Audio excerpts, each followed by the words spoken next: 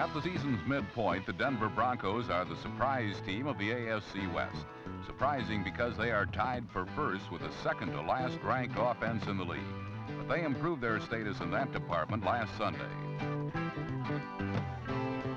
Taking advantage of Buffalo turnovers, Denver quarterback John Elway responded with 2 touchdown passes, one short to tight end Clarence Kay, and one long, 52 yards to wide receiver Steve Watson.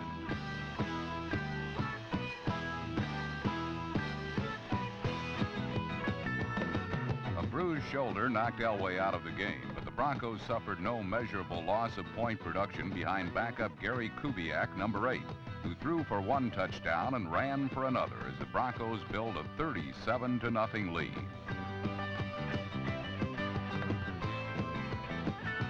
The Denver defense had a shot at their second shutout of the season until Buffalo quarterback Matt Kofler teamed with Mitchell Brookins, number 81.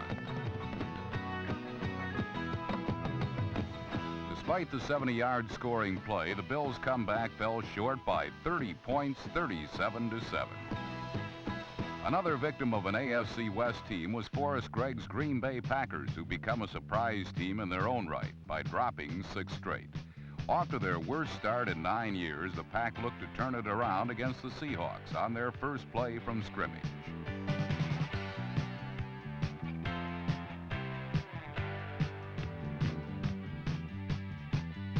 James Lofton's 79-yard touchdown was his first of 2 first-period scores.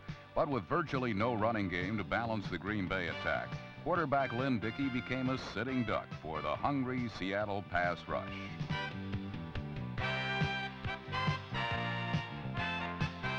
League leaders in sacks, the Seahawks dumped Dickey 6 times.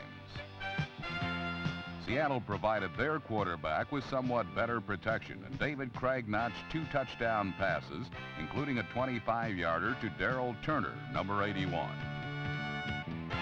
The 30-24 win upped the Hawks to 6-2, while Green Bay endured their 7th straight defeat. While both Denver and Seattle were winners outside their division, Dan Fouts and the Chargers have yet to win within the AFC West. It didn't get easier against the arch-rival Raiders, who they haven't beaten since 1981. But San Diego made a run at them from the opening gun. Indeed, an improved running game has helped balance the pass-happy Chargers, and the man most responsible is Ernest Jackson, number 41. Jackson's second of 2 first-half touchdowns and a Dan Fouts to Wes Chandler touchdown toss helped earn the Chargers a 20-7 lead.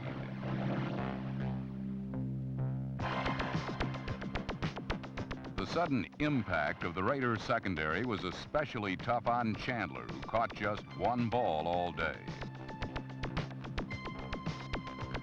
Then the Raider offense got tough behind quarterback Mark Wilson and reeled off 27 unanswered points.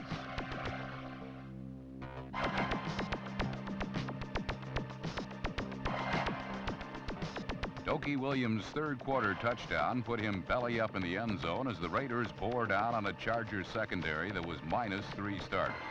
Mark Wilson threw for 332 yards with the help of Malcolm Barnwell, number 80, who chose to avoid traffic rather than fight.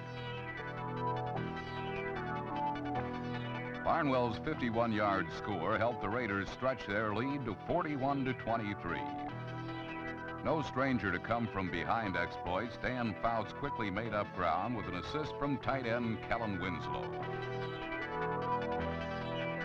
Winslow turned in the catch of the day, then hauled in another Fouts pass for a touchdown to bring San Diego to within 10 points.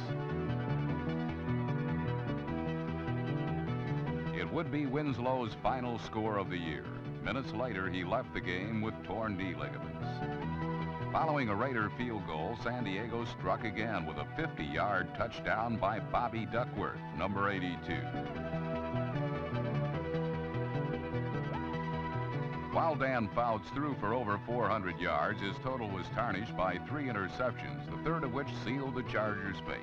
With 44 seconds left, Raider cornerback Ted Watts stepped in front of a final Fouts pass, and the Raiders were winners 44-37, and tied with Denver at the top of the AFC West.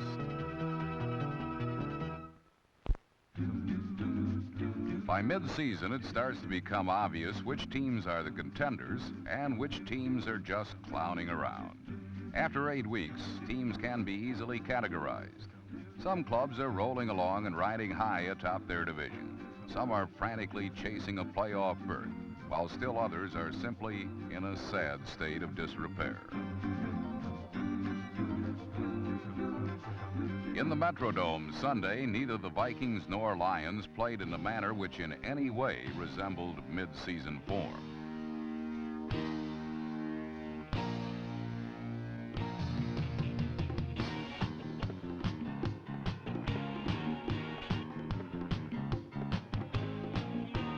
In a way, both teams were losers. Detroit lost Billy Sims with a knee sprain, and the Vikes lost their quarterback when Mike Kofer separated Tommy Kramer's shoulder.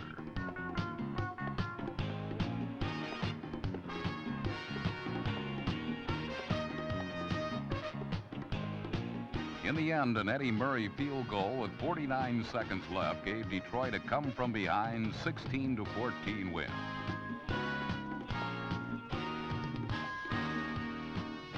Both the Vikings and Lions fall into the category of teams frantically chasing a playoff berth, and both have a great deal of chasing to do if they plan on catching the division-leading Bears. It's only the halfway point, but it's highly unlikely that wild card spots will be filled by anyone in the NFC Central. The Miami Dolphins, however, fall into the category of a team riding high atop their division. After only 8 games, Dan Marino broke Bob Griese's team mark of 22 touchdown passes in a season when he tossed his 24th against the Patriots. He throws touchdown passes like a fat lady eats bonbons, by the handful, with each one sweeter than the one before. Number 13 got Miami on the board on 7 of its 9 possessions. But for a while, Tony Eason had Patriot fans saying, "It ain't over till the fat lady sings." A feathered toss to Clarence Weathers and a 76-yard bomb to Stanley Morgan had New England matching their division-leading rivals score for score.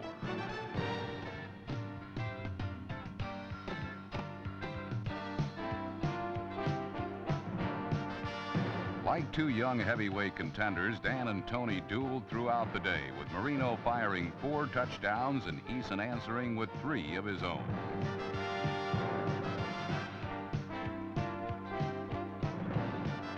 Before this one ended, 960 yards of total offense were amassed and 9 touchdowns were total. Unfortunately for the Patriots, the fat lady finally grabbed the microphone as the Dolphins came on strong to win, 44-24. Mark Gastineau sacks quarterbacks like audiences clap during the presidential debates, rudely and often.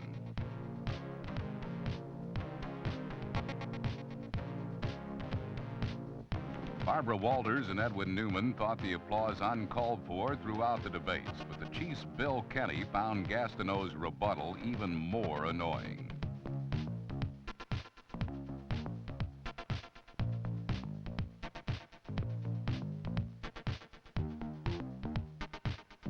After the debates were over, both sides claimed victory. There was a clear-cut winner in this one, however, for when tackle Tom Baldwin jarred the ball loose from Kenny, this issue turned in favor of the opportunistic Gastineau and his Green Party.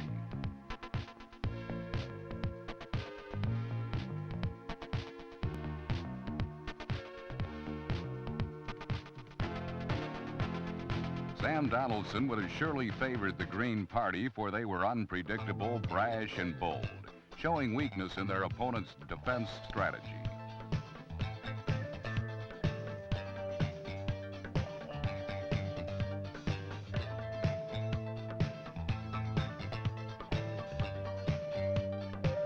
Throughout the broadcast, the Red Party resorted to blitzing tactics, but each time the Green candidate was prepared and scored some important points of his own.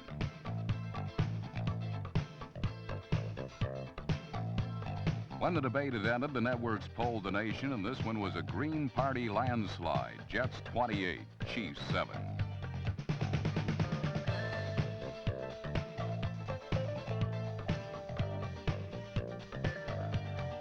It's now the halfway point, and you can bet these Sunday debates are bound to heat up.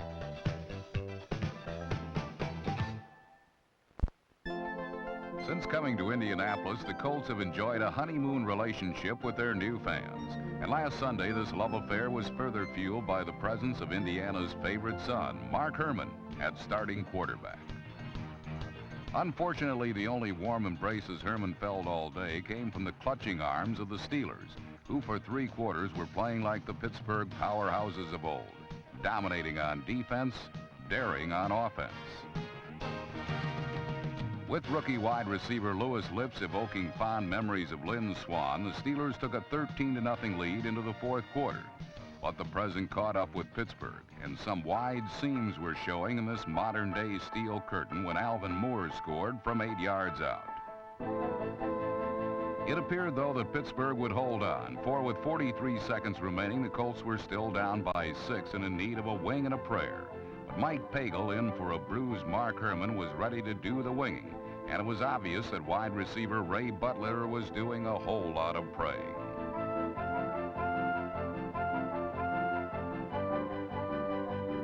Butler's 54-yard catch and carry gave Indianapolis a stunning 17-16 victory. And for his efforts, Butler earned an affectionate greeting in the end zone. A second look, though, at this surprising finish reveals that this play was not merely a lucky combination of a Hail Mary pass and immaculate reception. Pagel showed the kind of second effort and determination any quarterback needs in such a desperate situation.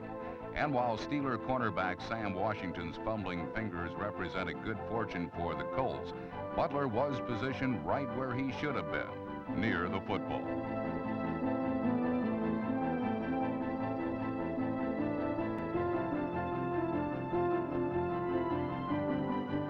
The result was a rousing comeback win that literally brought the house and his teammates down on him.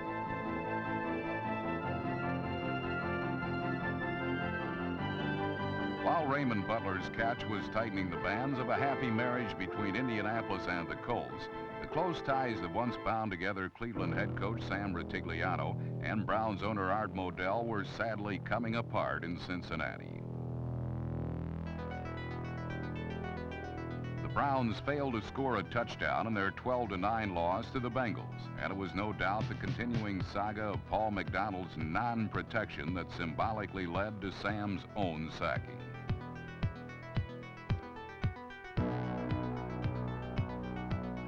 But for the popular Cleveland coach, there was one happy historical footnote in his final game at the helm.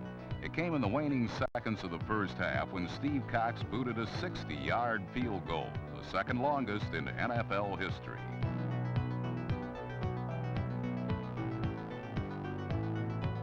This Bengals-Browns battle was a far cry from the Bears-Bucks game, where there was more offensive excitement of this one flea-flicker play than in 4 quarters of futility at Cincinnati.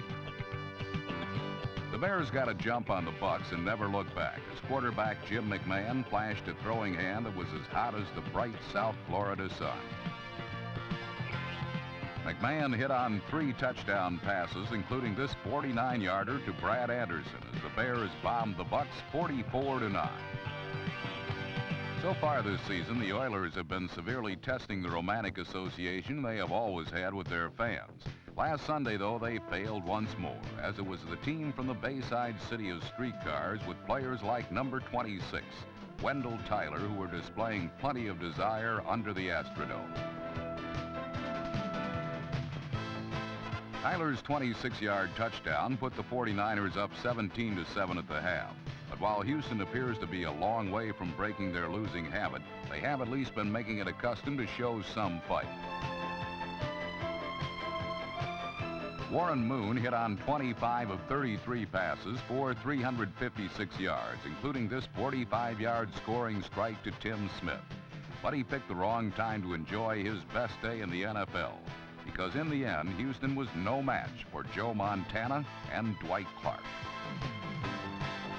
This 80-yard touchdown pass was the longest in both Clark and Montana's careers, and it easily sealed San Francisco's 34-21 victory. As for Houston and their fans, well, even with the Oilers facing the prospect of a winless season, there is still something of an attachment. Only this is one uneasy union that appears to have all the passion of a shotgun wedding. Last Sunday in Philadelphia, the New York Giants had hoped to keep a steady eye on the revitalized Eagles, who were looking for their first three-game winning streak under head coach Marion Campbell. The Giants' attempt to keep the Philadelphia offense in focus was blurred once quarterback Ron Jaworski went to work.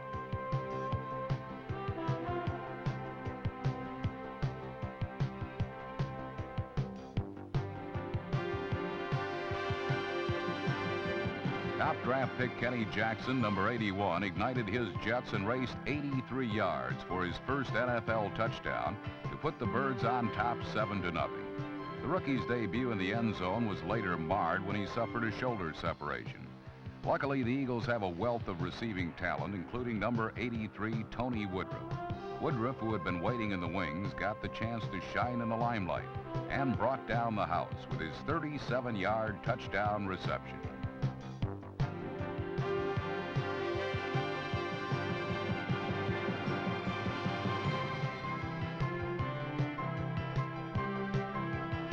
The Eagles' third touchdown sealed an eye-opening 24-10 victory and tied them with the Giants for second place in the NFC East. A more decisive divisional battle took place in Bush Memorial Stadium, where St. Louis quarterback Neil Lomax always has a receiver within speaking or striking distance.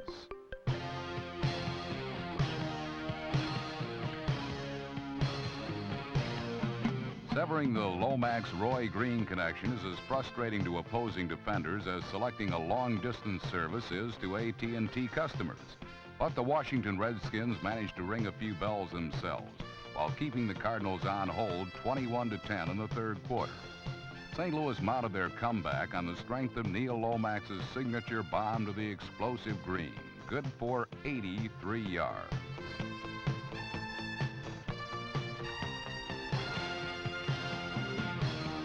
The Cardinals can always place an emergency call to Lomax and Green, but all they could get was static from kicker Neil O'Donohue, who missed 2 field goals and 1 extra point. But with 5 seconds remaining and the Cardinals down by 1, O'Donohue redeemed himself with a 21-yard boot.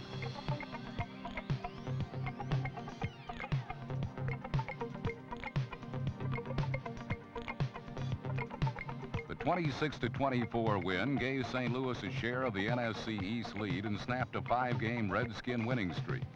Neil Lomax is establishing his own streak, having tossed a touchdown pass in 16 straight games, while continuing to show opponents that the Cardinals won't ever throw in the towel. St. Louis is off to its best start since 1977, but the Dallas Cowboys are off to their worst in a decade. And Dallas's bad start showed no signs of stopping when the Cowboys faced the New Orleans Saints at Texas Stadium.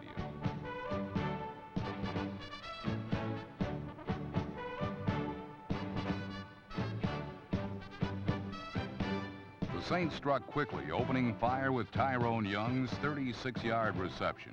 New Orleans slam dunked the ball down the Cowboys' throat, rolling up a 27-6 lead. The attack started by air, but continued on land with number 46, Hokie Gaijan, rambling 62 yards. While Gaijan has resoundingly established himself this season as a force to be reckoned with at fullback, the New Orleans pass defense has quietly risen to number 2 in the league and tormented the Cowboy quarterbacks much of the game.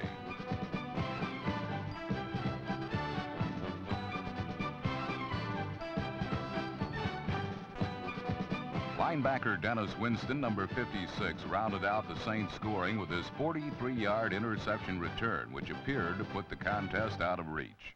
But for the Cowboys, appearances can be quite deceiving. Mike Renfro's fourth quarter scoring reception was Dallas's first touchdown of the year by a wide receiver and inaugurated the Cowboy comeback that culminated when New Orleans was laid to rest by the Manster, Randy White, number 54.